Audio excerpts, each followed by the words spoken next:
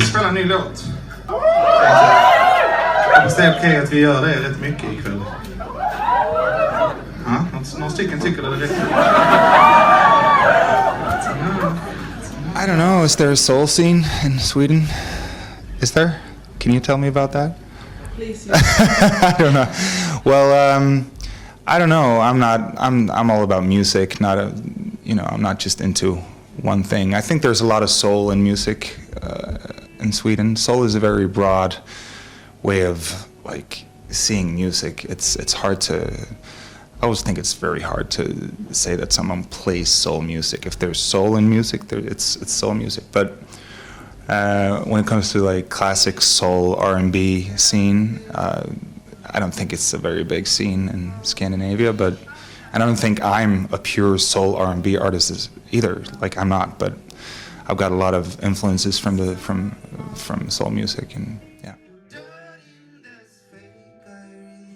I've been off the grid for 6 years almost. I didn't really release anything, and I've been mostly spending time in my studio, working on my next album. I think I wrote and recorded almost 3 albums that I just threw away instantly because I didn't think it was good enough.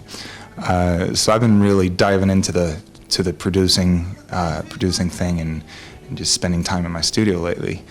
So yeah, most things you read about me online right now is probably from 6 years back at least. So yeah, that's right. I don't know. Also, I've been producing a guy from Seattle called Alan Stone, who's a soul dude from Seattle. That's this really great dude. And I produced and co-wrote his latest album, Radius, that came out in the States a couple of months ago, and I think it's coming out in Europe and the rest of the world in January or February. I'm not sure. But I've been doing that. But lately, I've been working on a new album that I'm really happy with. So I'm gonna put that out early next year, hopefully. Finally, get something new out. That was great. Like he's an amazing person, and we've never met before. I've heard of him, and I've seen clips of him, and I think he's amazing. And I think I wrote something on Twitter. He tweeted something about me learning a couple of my songs or whatever, and I RT'd him or something like that, and we started to talk, and he was on his way, he lives in New York, so he was on his way over to do a tour here, and I just asked him if he wanted to come over. He could sleep on my couch and just spend a couple of days in my studio and see what's up, and if we can come up with something, that's great. If not, we'll just hang out and drink beer, So, and we did, and became friends instantly, and he's a really nice dude, and we wrote a song that's gonna come out on my next album as a feature, so that's cool.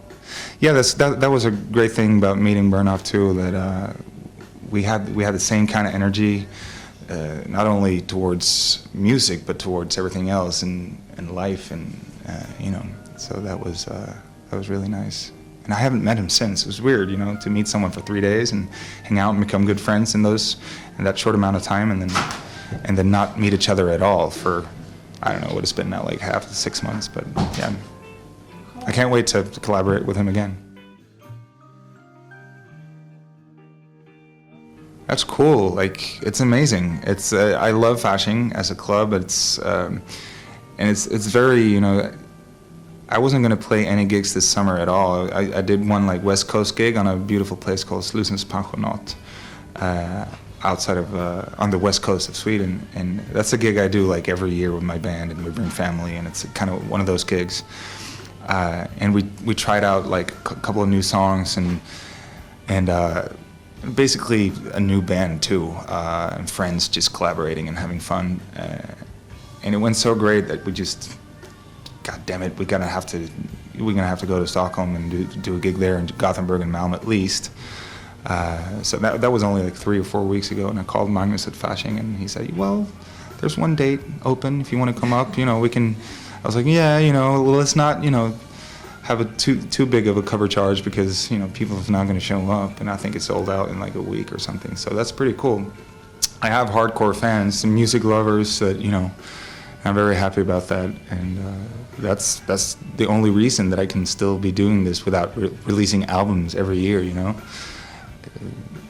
because I have like music lover fans.